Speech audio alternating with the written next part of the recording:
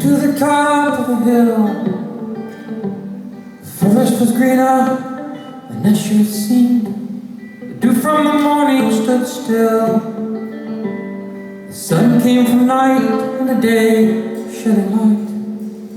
Where I stand on the mountain and land, bringing me to my knees.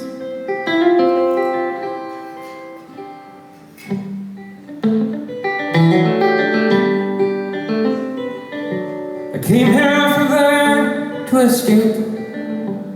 The journey was long, thank God for the songs in the air filled my head, made me sane.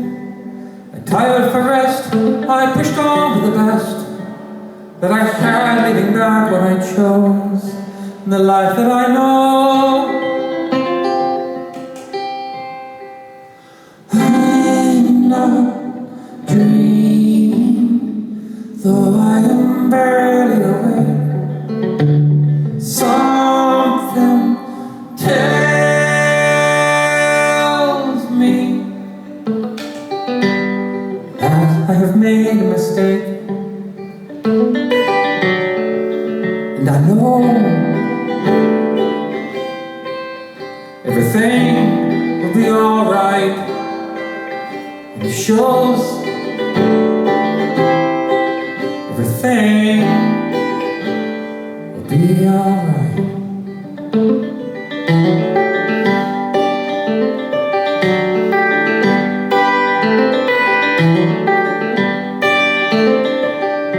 Held on to what I cannot keep, and it slipped away like the night into day.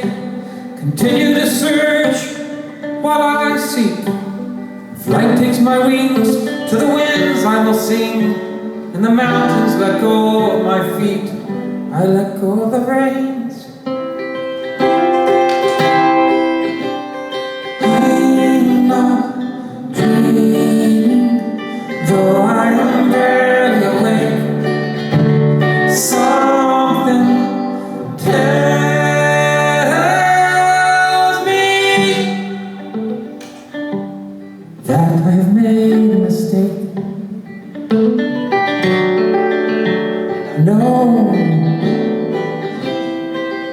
everything will be alright, and it shows. Everything will be alright, and I know everything will be alright. It shows everything will be alright.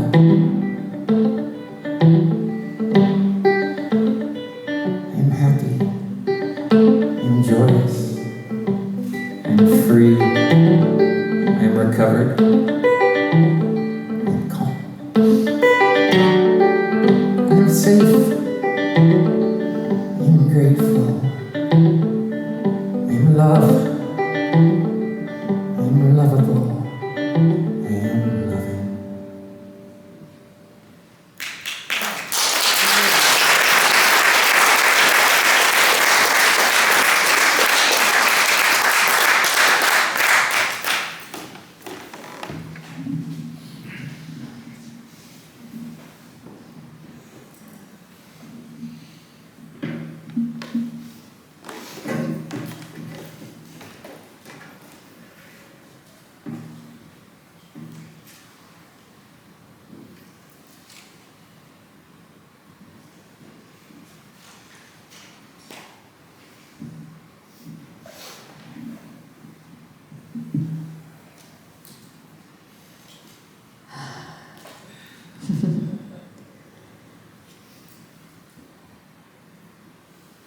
Those of you that have been here before know that as we come to the end of the evening, the invitation I've given myself over the years is to tell the last story. And if I can, wait till all the stories have revealed themselves to the storytellers themselves, because it's a process we do together in conversation, to start anyway. And then the task I give myself is, how do I tie it not exactly together, because that would be a disservice to try to oversimplify, or, you know, the moral of the story, none of that sort of thing. But the way my brain likes to work, because the poet in me loves words, language, and most beautifully through music, because it's the purest form that I've ever known, when the words don't work, and yet the music invites, try a little harder. And when you think about words, and this is again the professor in me that likes to go here first, think about how words have evolved over time, right? We take that for granted because we can go la la la la la la la la. But when you observe a child, because I'm a new grandma of 1.5 years, and I'm noticing weekly now a new word or 2 or 3 is building in my granddaughter's vocabulary. And because she has one Puerto Rican grandmother and one Mexican American grandmother, she's learning Spanish and English as one. And so my ears have perked up to the music she makes with oi, ay, papa, mama, mama, mama, mama, mama, mama, mama, mama, and then she'll make a dum, dum, dum, dum, like her dad, right? She'll start like making a song. But think for a moment when we didn't have the same language as tribes, right? Because each of us come from a very amazing genetic stories. And this particular moon tomorrow, any astrologers in the room? It's a very special red moon, right? The full moon. In India, it's celebrated as the ancestor moon. So if we take for a moment, think of the thousands of people that got you sitting in this room, right? So words, they change over time. And I really wonder how one word like forbidden, because I hear it as Forbitten, even though that's not how it's spelled. Where does your mind go when it's forbidden? Does it go to Adam? Does it go to the story of Eve? Mine does, in my imagination. Because they got kicked out of the garden. Why? Anybody remember that story? Because regardless of our training, even if we're not Christian, even if we're Jewish, the forbidden fruit. But why blame it all on the apple? Right? Like, why was that even, no, you shall not take of that particular fruit? Well, it all started because it was the tree of knowledge, right? Now, knowledge is not wisdom. Anybody want to tell me why? No. Be that way.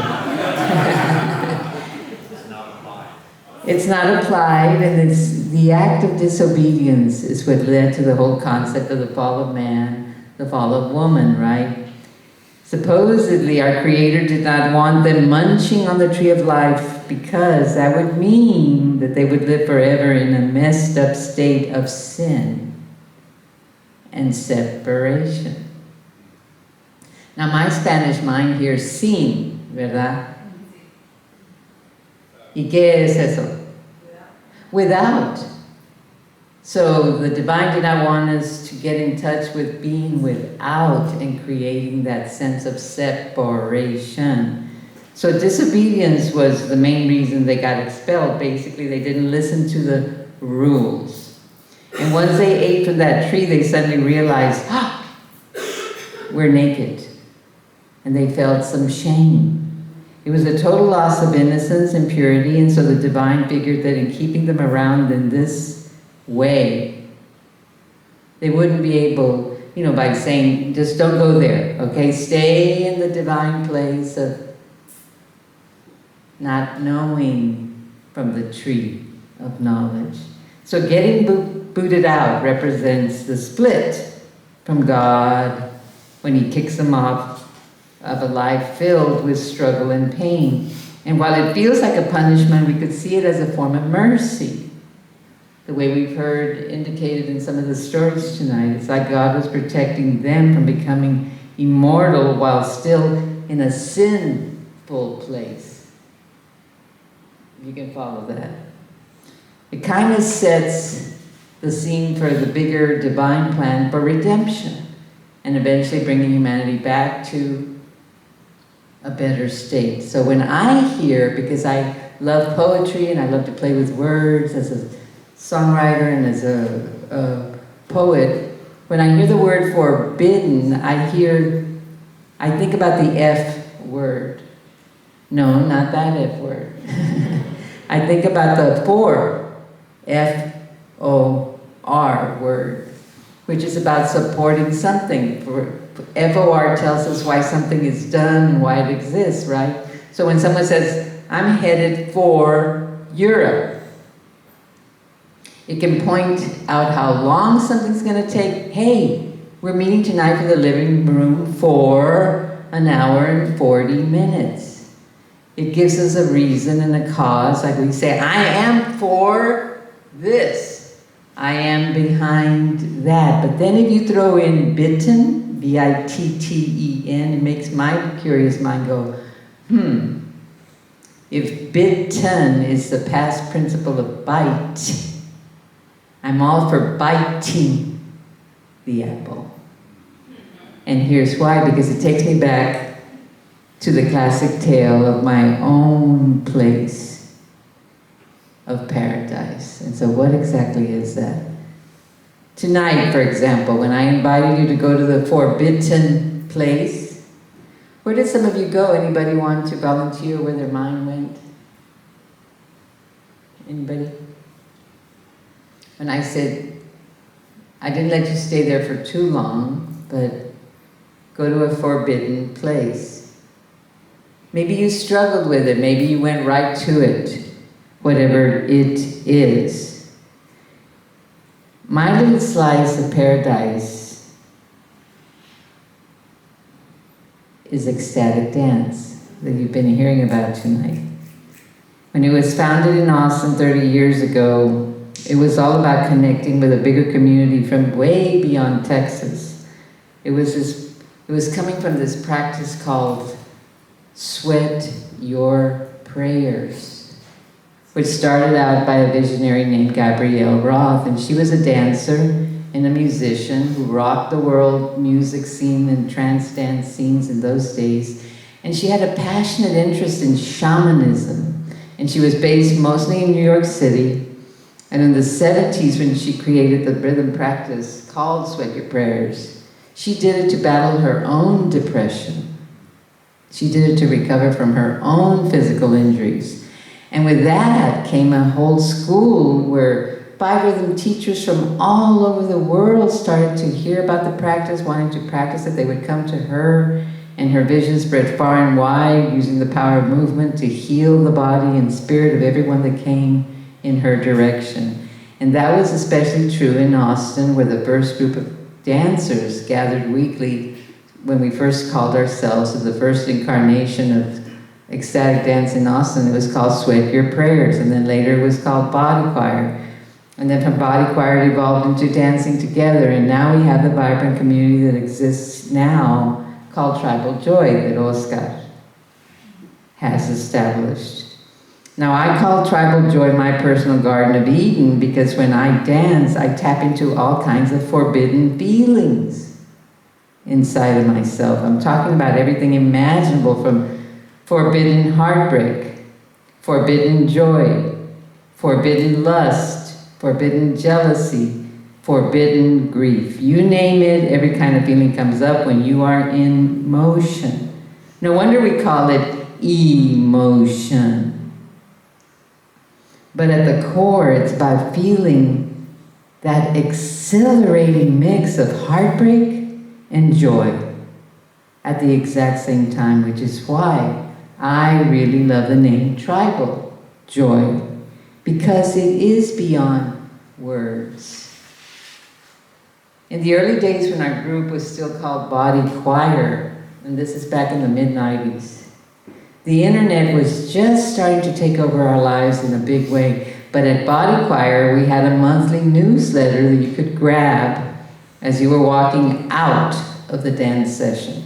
So one day I asked the owners, who were also the leaders of the dance in those days, Terry, Carola, and Lori, if I could add a question and answer section to the newsletter, kind of like Dear Abby, but playfully I called it Dear Ampy. It was a way for people to ask dance-related questions anonymously and get honest answers to address their concerns. And then I would run my responses by the team that established the dance, Terry, Carola, and Lori, before we would publish the answer, to make sure that we kept it a safe space where dancers could get the lowdown on anything getting in the way of their dance. So one question that I'll never forget came from a woman who was concerned that sometimes when she danced, particularly with men, they would end up getting hard-ons. She worried she might be doing something with her movements that was causing it, especially since Body Choir was a nonverbal space. It made her feel very concerned, and she was feeling a little bit ashamed, thinking she was somehow creating awkward situations, especially since some of the guys had wives who were dancing nearby, unaware that their husbands had hard-ons. I had total empathy for her cultural and religious norms, along with traditional values, whatever were concerning her that were making her dance feel very messy and awkward and, God forbid, forbidden, right? So in my response, I told her, first of all, erections are not personal.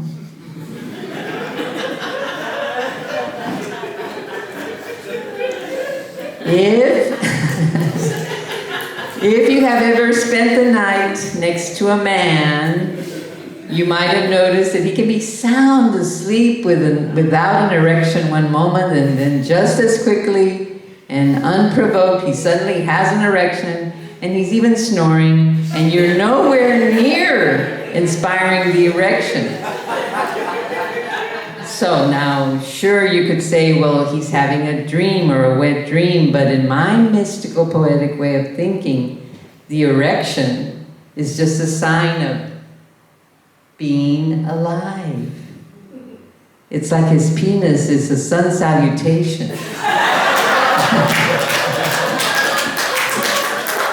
Greeting the day with energy, and it's his body saying, hey, I'm here.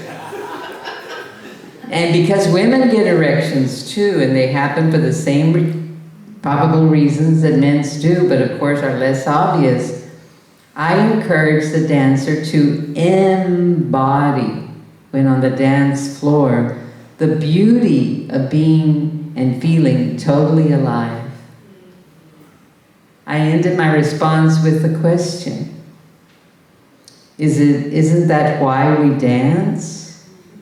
We dance to experience it all as sacred, no matter how perverse our monkey mind wants to make the unexpected sensations that show up.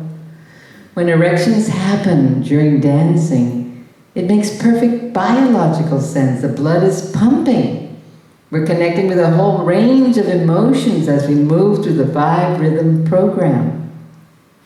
Recently, when Oscar invited me to collaborate with him and to create a dance set, I played Jack Johnson's song, Upside Down. And there's this lyric line where he sings, I don't want this feeling to go away.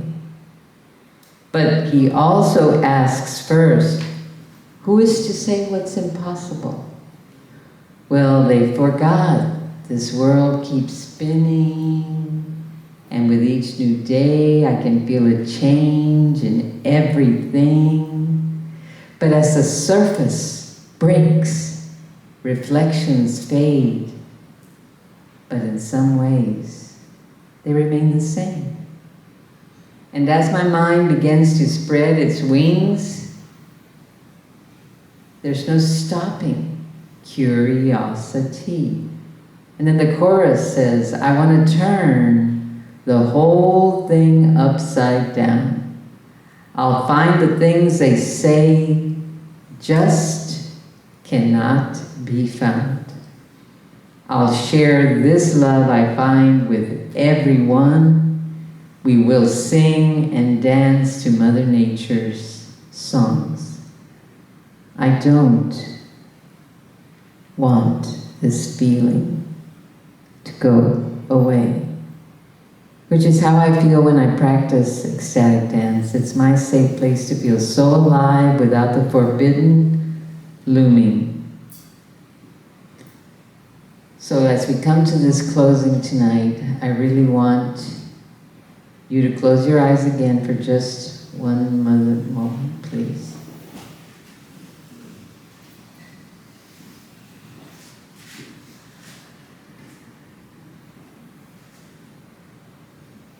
Notice what is different, if anything, from when I asked you to check in with yourself the first time.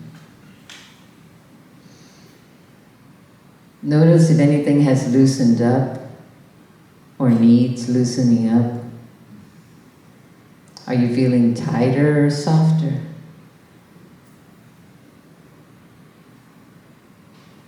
Take any breath that you need to relax your body now, to release the forbidden in any shape, form, memory, tragedy that may have occurred.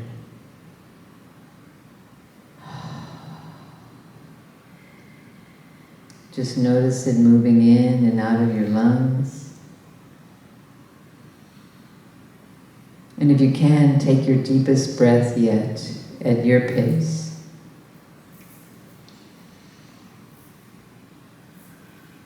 Letting that air fill up your belly like it could just pop out like a balloon. And when you breathe out, let that stomach relax again.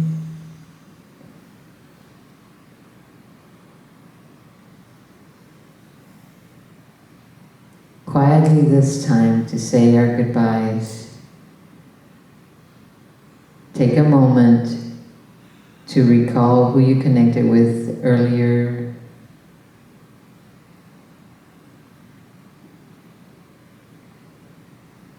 Thank them.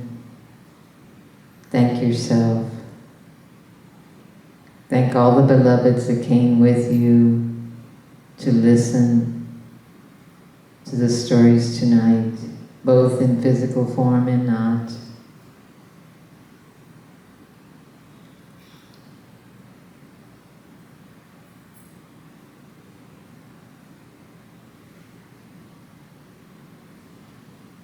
Breathing yet deeper if you can into every bone, every joint, every muscle. Letting your body melt into the surface, supporting you, underneath you. What an extraordinary gift our bodies are.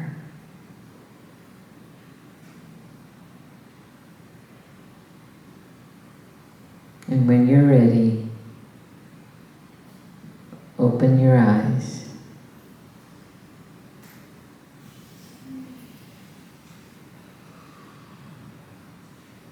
Take one more last look of where you are in this space, in this time, in this place. Maybe even just to your new friends you made.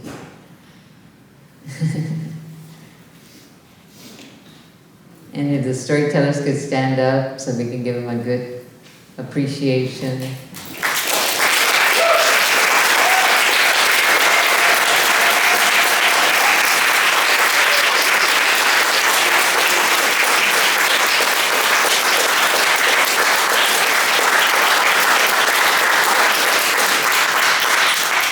Thank you, and thank you volunteers, if you guys could stand up as well, because we can't make this happen without you.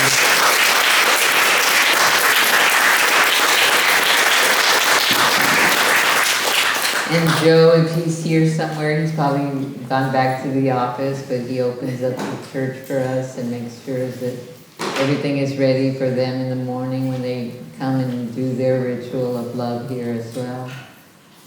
So thank you so much, and if you want to join us, we're always here on the first of every month on the first Saturday, and I don't know what the theme is yet, but there's a lot of stories on the stove cooking up themselves, and we have some great possibilities coming up, and I hope you'll join us again. And we love you so much for having made time for us today, so thank you, thank you, thank you. And thank you.